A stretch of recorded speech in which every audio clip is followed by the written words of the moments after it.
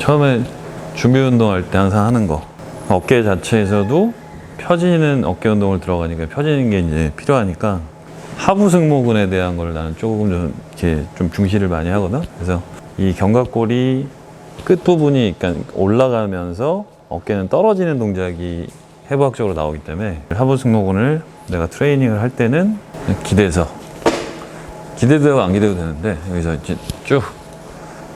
그러니까 중요한 거는 견갑골이 앞뒤로 왔다 갔다 움직여줘야지 승모근이 쓰인다는 거.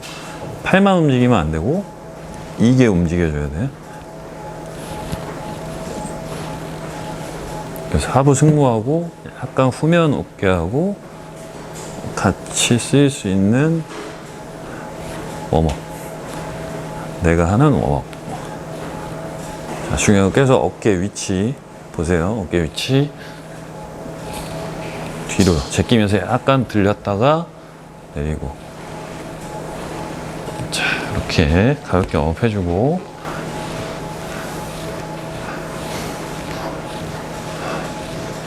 촬영이 지금 코로나 때 2.5단계 이후에 2주 동안 저도 운동 제대로 못하고 다시 하고 있는 지금 첫날 상황이라서 지금 오랜만에 지금 운동하고 있는 거라서 별로라는 거 그거 참고를 해주시고, 컨디션도 별로 안 좋아서 운동량도 오늘은 많이 안 할 거예요. 자, 여기까지 하고 뭐 어깨 운동에 대해서 순서를 뭐 얘기를 하자면 저 같은 경우에는 전면, 측면, 후면 중에서 제가 어깨가 제일 약해요. 왜냐면은 이게 불안정성 어깨라고 해서 선천적인 어떤 나쁜 약간의 기형적 특성인데 어깨가 빠지기 직전까지 얘가 늘어나는 거야. 천천히. 이렇게.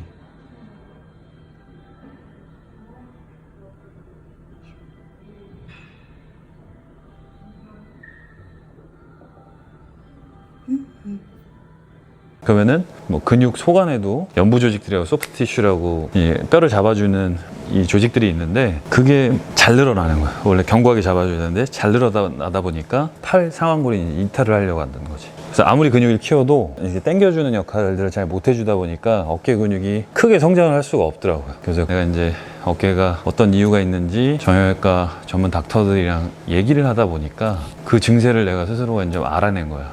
그래서 그걸 알아냈기 때문에 나만의 운동 방법이 또 따로 필요해요. 그러려면은 동선을 이렇게 크게 가지고 가는 것보다 석션이라는 게 몸을 자꾸 이제 당겨주는 역할, 팔을 잡아주는 역할이 있어야 되는데 얘가 자꾸 멀리 뻗어나가려고 그러면은 수축력이 좀 약해지니까 될 수 있으면 동선이 크게 빠지게 하는 게 아니라 팔을 접어서라도 이 근육에 대해서 안정성을 더 잡아주고 하는 거란 말이에요. 그래서 레터럴 레이즈도 뭐 팔을 벌리고 해라, 팔꿈치를 구부려서 이렇게 해라, 여러 가지 방법도 있지만 저한테 맞는 방법은 구부려서 해야지 훨씬 더 효과가 많이 옵니다, 저는. 그래서 그것도 좀 구별할 줄 알면 여러분들도 어떤 타입으로 운동을 해야 되는지도 설정을 할 수가 있을 거예요. 그래서 처음에 운동 순서를 전면, 측면, 후면 중에 로테이션을 하면서 해요. 하루를 전면을 먼저 했다 그러면 그 다음 운동할 때는 측면 먼저 하고 또 그 다음 운동할 때 후면 먼저 하고 이런 식으로 로테이션을 하기 때문에 오늘 같은 경우에 이제 프레스로 전면 쪽 먼저 쓰고 나서 그 다음에 측면, 후면으로 넘어가게끔 그렇게 하겠습니다. 자, 시작은 가볍게. 이게 가볍게 왜 해야 되냐면 전문 용어로 설명했는지 모르겠네. 근육에도 아무튼 기하가 있습니다. 1단, 2단, 3단. 그래서 무게를 최대 근력의 한 45% 미만을 쓰면 ST, 접근이 먼저 사용되기 때문에 그거부터 활성화시키려면 일단은 적은 무게로, 그리고 무게를 점점 점진부하 방법으로 올려나가는 게 이제 웨이트 트레이닝의 특성인데, 바로 자기가 이제 많은 무게로 하다 보면은 접근이라고 하는 잔근육, 지구력성 근육을 좀 못 쓸 수가 있어서 일단 작은 무게부터. 그래서 최대한으로 세팅을 몸에 적응을 시킬 수 있게끔 세팅을 해서 계속 연습을 하는 거. 웜업이죠, 말 그대로.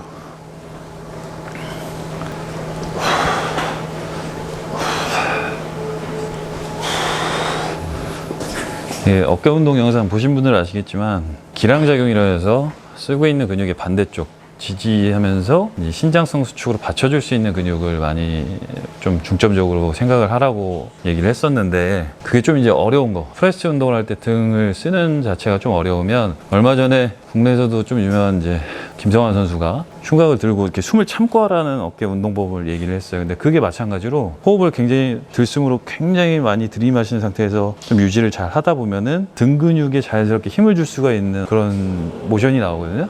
그래서 제가 추가적으로 설명을 드리자면 최대한 수축을 해서 호흡은 뱉습니다. 대부분 이제 단축성 수축으로 밀어낼 때는 무호흡 상태가 되고, 밀고 나서 호흡 뱉고 내릴 때 최대한 천천히 들숨을 크게 쉬는 거예요. 그럼 이제 이게 들리고 몸 자체가 커지고 광배근에 자연스럽게 힘이 들어가요. 그때 집중을 한 다음에 밀어내면서 끝에 후 짧게 다시 호흡 크게 들이마시고 후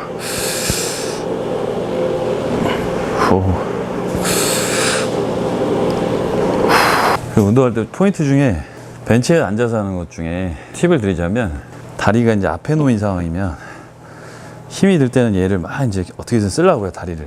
그래서 발을 막 움직이거나 하는 사람들도 있는데, 앞에다 놓는 게 편하신 분들은 다리를 모아서 몸통 쪽에 최대한 몸을 끌어 힘을 쓸 때는 내전근 쪽도 많이 활성화가 되는 게 좀 도움이 많이 되거든요. 그렇게 해도 좋지만, 그거 외적으로 이제 제가 하는 방법은 뭐냐면, 다리를 아예 뒤로 빼서 몸통에 대한 힘만 쓰는 거예요.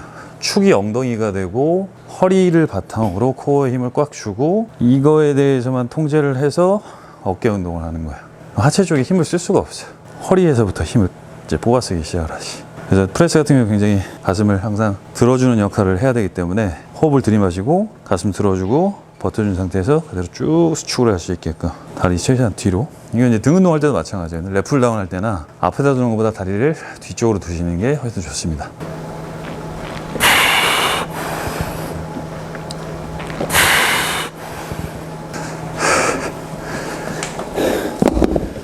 오랜만에 하는 거니까 프레스는 그냥 20kg까지만. 중량 칠 때 많이 들 때는 그나마 한 40kg까지는 들거든요. 근데 어깨가 지금 문제잖아.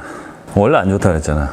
쓰다 보니까 이 쇄골하고 이게 연결되는 끝부분의 연골이 지금 많이 닳아서 거의 별로 없대요. 그래서 안 나던 소리가 나요. 근데 이 팔에서 나는 관절 소리가 아니라 이 쇄골에서 나는 관절 소리가 또 따로 있는데, 그게 들리더라고. 소리가 날 때부터 아프더라고 자꾸. 중량에 대한 욕심을 좀 버려야 될 것 같아 이제. 자, 호흡하는 거 잘 보세요.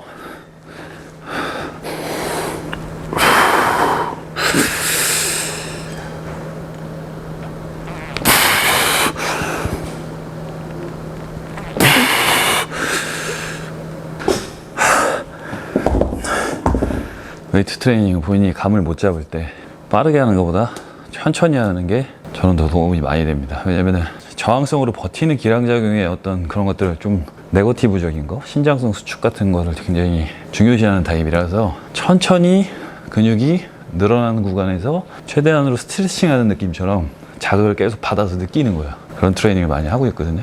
쉽게 말하면 수축은 어떤 상태로든 잘 이루어질 수가 있어요, 개념만 알면. 근데 늘어날 때 어떤 집중도가 좀 많이 흐려지기 때문에 늘어날 때를 조금 더 집중을 많이 하려고 하는 거죠.